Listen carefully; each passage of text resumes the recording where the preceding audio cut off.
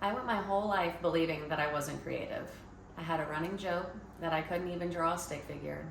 And then at the age of 30, about 4 years ago, I became an artist.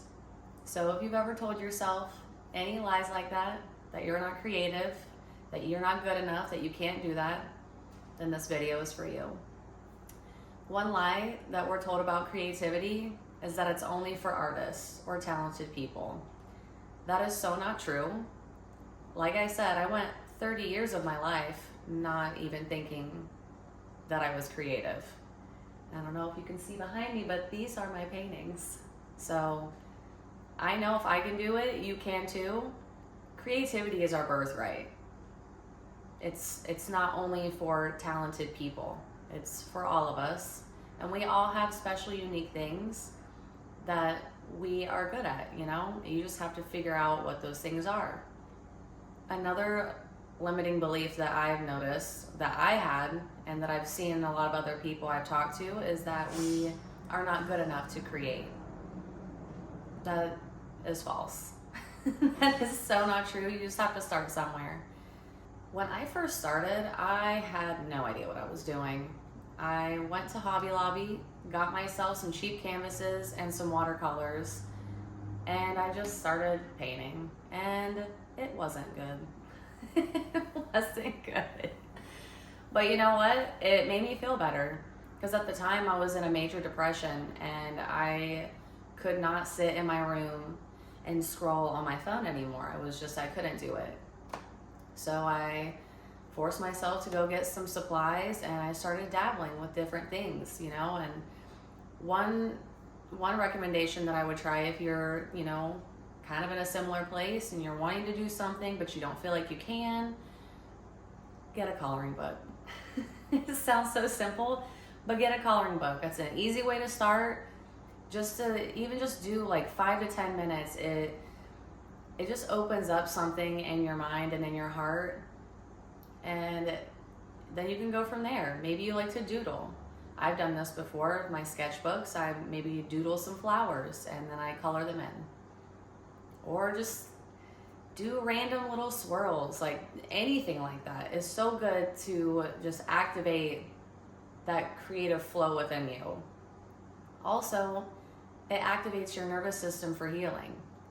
You know, a lot of people, like myself included, I am a domestic violence survivor. You know, I went through a lot of traumatic things when I was younger in one of my relationships, and I think I just shoved it down for like 10 years. Just told everybody I was okay, and I was not. So yeah, like I said, I went and I got myself some things, and it has been so therapeutic for me painting. Like I can't even describe the feeling, the joy that it brings me to be able to look around and see my paintings hanging up everywhere. And also too, a big thing for me was I partied a lot, you know. I used alcohol and other things to basically numb myself, or to cope with the pain that I was feeling. Painting does that for me. So now I don't need to go numb out with alcohol. I can come home and get up to my little table and start painting, and I can always tell what moods I'm into, because if I'm in a little bit darker of a mood, I tend to do like maybe some blacks and some deep blues, and then maybe one day I'm having a little bit more of a fun bubbly day and they come out a little lighter, maybe some pastels or some oranges and yellows.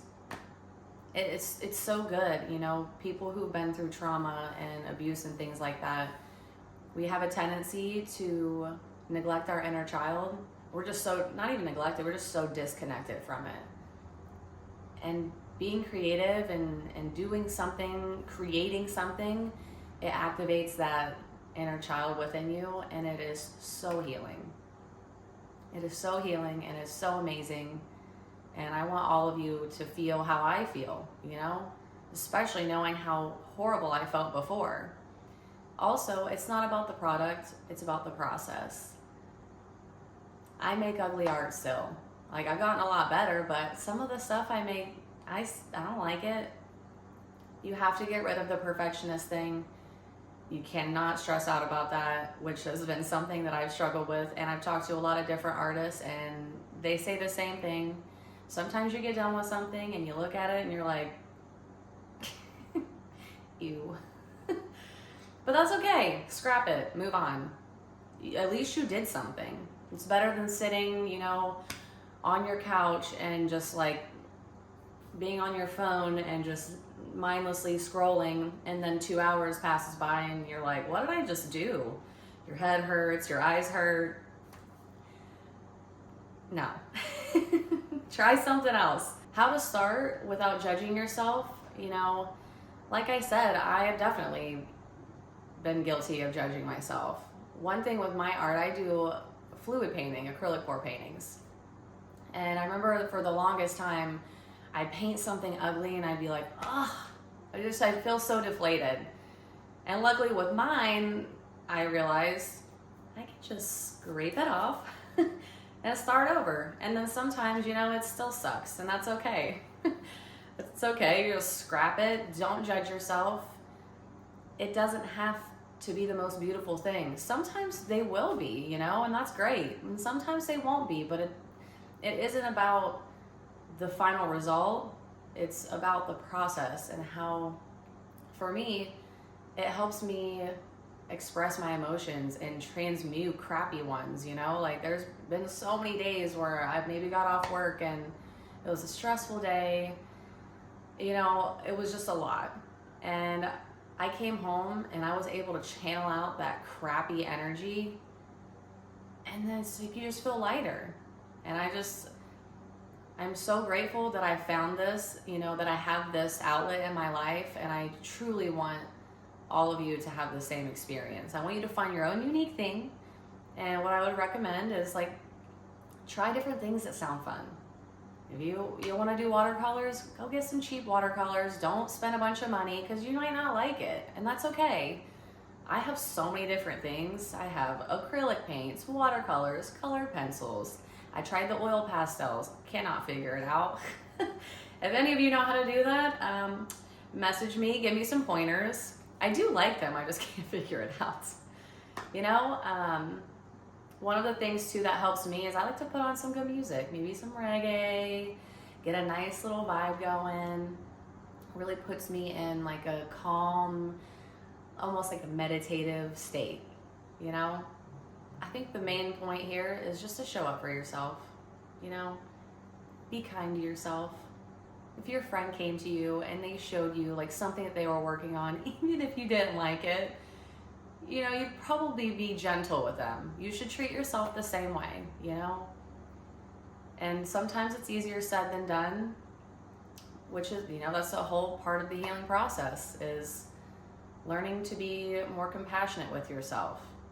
And because you're not going to get better at something by dogging on yourself. It just doesn't work. Like, self-hatred, you might for a couple days be able to change something, but it's not going to be sustainable. So yeah, if you've ever felt any of these things, or you're thinking that you want to get started doing something creative, but you keep waiting and you don't know, like I said, I would recommend going to your local little store, just get some little cheapy supplies, and just start doing something. And message me below if you have any questions, or, you know, you feel like this is relatable. And yeah, I will see you in my next video. Much love.